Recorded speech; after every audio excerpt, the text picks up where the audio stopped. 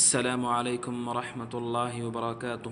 الحمد لله رب العالمين والصلاة والسلام على أشرف الأنبياء والمرسلين نبينا محمد وعلى آله وصحبه أجمعين أما بعد.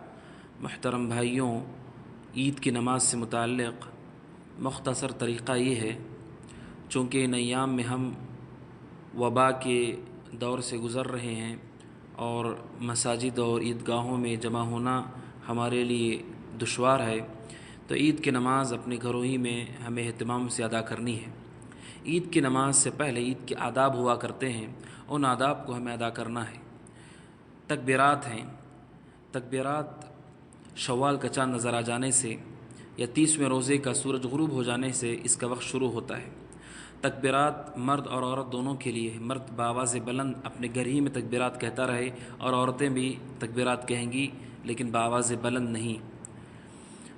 اور عید کی نماز پڑھنے تک یہ تکبیرات کا وقت رہے گا۔ تو ہمیں کثرت سے تکبیر کا اہتمام کرنا ہے، اس لیے کہ اللہ تبارک و تعالیٰ نے ہم سے فرمایا وَلِتُكْمِلُوا الْعِدَّةَ وَلِتُكَبِّرُوا اللَّهَ عَلَى مَا هَدَاكُمْ، کہ رمضان کی گنتی پوری ہونے کے بعد تم اللہ کی بڑائی بیان کرو کہ جو اس نے تم کو ہدایت دی۔ تو تکبیرات کا اہتمام ہونا چاہیے، اور عید کے دن غسل کرنا یہ اچھی چیز ہے، غسل کا اہتمام ہو، اور اچھا لباس پہننا یہ اچھی چیز ہے، اس کا اہتمام ہو۔ نیا لباس خریدنا شرط نہیں ہے، جس کے پاس جہاں سے ان میں سے بہتر لباس پہن لیتا ہے وہ اس نے عید کے اس ادب کا خیال رکھ لیا۔ خوشبو کا اہتمام کرے جو مرد حضرات ہیں ان کے لیے، اور پھر وہ عید کی نماز کے لیے تیار ہو جائیں۔ عید کی نماز 2 رکعت ہوتی ہے۔ اس کا طریقہ یہ ہے کہ پہلی رکعت میں تکبیر تحریمہ پڑھ لینے کے بعد، تکبیر تحریمہ کہہ لینے کے بعد 7 مرتبہ زائد تکبیر اللہ اکبر کہیں گے، اور پھر اس کے بعد ہاتھ باندھ کر سورہ فاتحہ، اور پھر اس کے بعد اگر کسی کو سورہ قاف یاد ہے تو سورہ قاف پڑھے، اگر وہ یاد نہیں تو سورہ اعلیٰ سبح اسم ربک الاعلیٰ پڑھے، اگر وہ بھی یاد نہیں تو کوئی بھی سورت پڑھ لے، اس کے لیے جائز ہے۔ پھر رکوع اور 2 سجدوں کے بعد اللہ اکبر کہہ کے اٹھ جائے، اٹھنے کے بعد پھر 5 مرتبہ زائد اللہ اکبر پڑھے، پھر اس کے بعد سورہ فاتحہ کے بعد سورہ قمر پڑھے، سورہ قمر اگر یاد نہیں ہے سورہ غاشیہ پڑھے، هل اتاک حدیث الغاشیہ، اگر وہ بھی یاد نہیں تو کوئی بھی سورت پڑھ سکتا ہے، اس کے لیے جائز ہے۔ پھر اس کے بعد رکوع اور سجدوں کے ساتھ اپنی نماز کو مکمل کر لے۔ یہی 2 رکعت نماز ہے جو عید کی نماز ہے۔ پھر اس کے بعد بات آتی ہے عید کے نماز کے بعد خطبے کی، کہ کیا خطبہ عید دینا ہے۔ اس سلسلے میں علماء کا اختلاف ہے، چونکہ مساجد میں اور عیدگاہوں میں نماز نہیں ہو رہی ہے، گھروں میں نماز ہو رہی ہے، تو اس کا حکم کیا ہے۔ 2 قسم کی رائے علماء کی ہے، بعض کہتے ہیں کہ عید کی نماز کا خطبہ دینا چاہیے، بعض کہتے ہیں خطبہ نہیں دینا چاہیے۔ تو اس مسئلے میں کشادگی ہے، اس مسئلے کو بنیاد بنا کے اختلاف نہیں ہونا چاہیے، اس لیے کہ ہر حال میں نماز درست ہوگی اگر کوئی بغیر خطبے کی نماز پڑھ لیتا ہے۔ اس سلسلے میں سعودی عرب کی فتویٰ کمیٹی نے جو فتویٰ دیا ہے وہ یہ ہے کہ بغیر خطبے کی نماز کو ادا کرے۔ ہندوستان کے بعض علماء نے بھی یہی بات کہی۔ کرناٹک کی جو مجلس علمی ہے جس میں معتبر علماء ہیں، انہوں نے بھی کہا بغیر خطبے کے وہ نماز پڑھ لے۔ لیکن اگر کوئی ایسی جگہ پر ہے جہاں پر ان کے علماء کہتے ہیں کہ خطبہ دینا چاہیے تو خطبہ دے کر پڑھے، اس میں کوئی حرج نہیں ہے، لیکن اس کو بنیاد بنا کر اختلاف نہیں ہونا چاہیے، ایک دوسرے کو غلط نہیں ٹھہرانا چاہیے، اس مسئلے میں گنجائش موجود ہے، تو اپنے اعتبار سے وہ عمل کر لے اور دوسرے کو اپنی رائے کا پابند نہ بنائے، یا اگر کوئی اس کو نہیں مانتا ہے تو یہ نہ کہے کہ یہ غلط ہے، یہ گمراہ ہے۔ اس طریقے کی چیزوں سے دور رہتے ہوئے پورے امن اور اطمینان کے ساتھ عید کی نماز کو ادا کر لے۔ عید کی نماز کا خطبہ دینا چاہیے کہ نہیں دینا چاہیے، یہ ان لوگوں کے درمیان ہے، یہ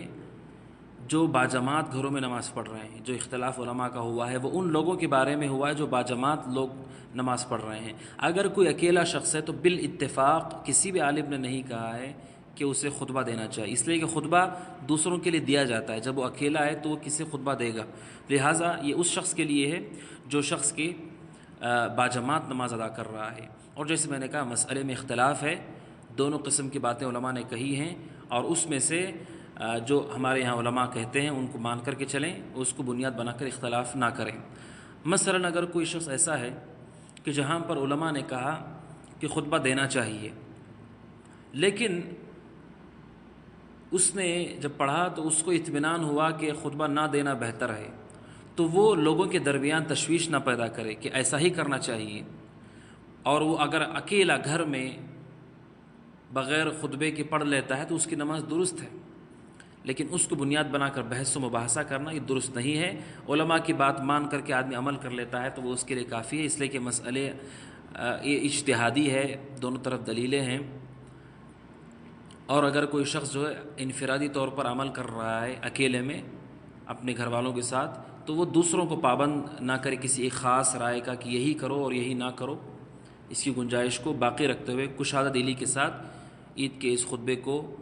جو ادا کر رہے ہیں اور جو عید کے خطبے کو نہیں ادا کر رہے ہیں، دونوں کشادہ دلی کے ساتھ اس معاملے کو مکمل کر دیں۔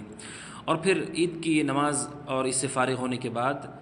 بات آتی ہے عید کی مبارکبادی کی۔ تو عید کی مبارکبادی میں تقبل اللہ منا و منکم کہنا سلف صالحین سے ثابت ہے، اس میں کوئی حرج کی بات نہیں ہے اگر کوئی کہتا ہے تقبل اللہ منا و منکم۔ اب چونکہ ملاقات کا سلسلہ نہیں ہے، اس لیے کہ بہت سارے لوگ گھروں کے اندر ہیں، تو اپنے موبائل فون کے ذریعے سے دوسروں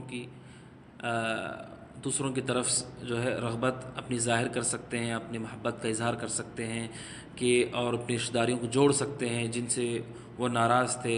ان ناراضگیوں کو دور کرتے ہوئے اپنی محبت کو ظاہر کریں، اپنی الفت کو ظاہر کریں اور آپس میں صلح کرتے ہوئے عید کی خوشی کو اچھے ڈھنگ سے منائیں۔ یہ عید سے متعلق بعض مختصر احکامات تھے۔ عید کے موقع پر خصوصی طور پر ہمیں فقراء اور مساکین کو یاد رکھنا چاہیے،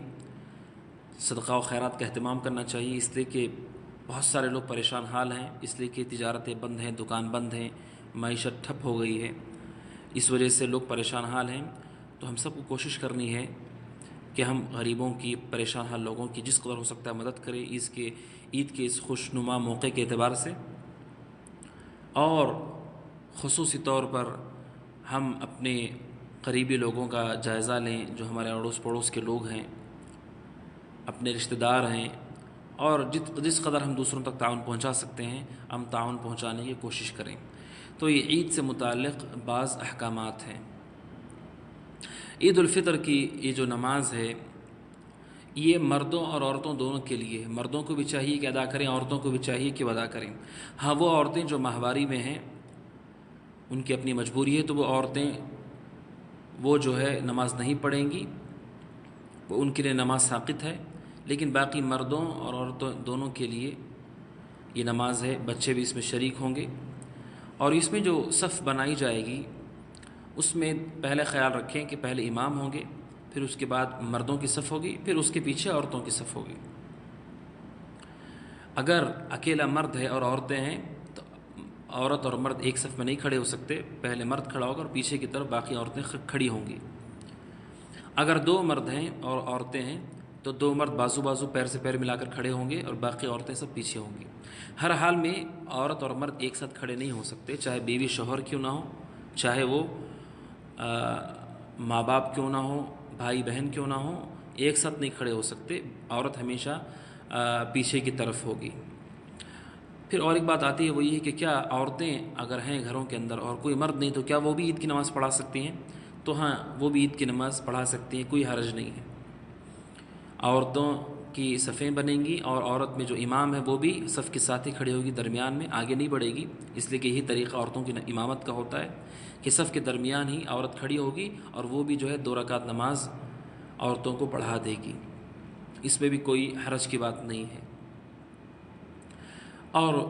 عید سے متعلق ایک مسئلہ ہے وہ یہ ہے کہ وہ بچے جو کم عمر ہیں کیا وہ بھی عید کی نماز پڑھا سکتے ہیں؟ کوئی حرج نہیں ہے۔ جو بچے حافظ قرآن ہیں، جو اچھے ڈھنگ سے نماز پڑھا لے جا سکتے ہیں، وہ عید کی نماز پڑھاتے ہیں، تو اس میں کوئی حرج کی بات نہیں ہے، ان کی عید کی نماز درست ہے۔ اگر کسی کو مخصوص صورتیں یاد نہیں ہیں، جیسے عید کی نماز کے لیے سورہ قاف ہے، سورہ قمر ہے، سورہ اعلیٰ ہے، سورہ غاشیہ ہے، اگر یاد نہیں تو جو بھی صورتیں ان کو یاد ہیں وہ صورتوں کے ساتھ عید کی نماز درست ہوگی، اس میں کوئی حرج کی بات نہیں ہے۔ اور عید سے متعلق بہت سارے لوگوں کے ذہن میں یہ بات ہے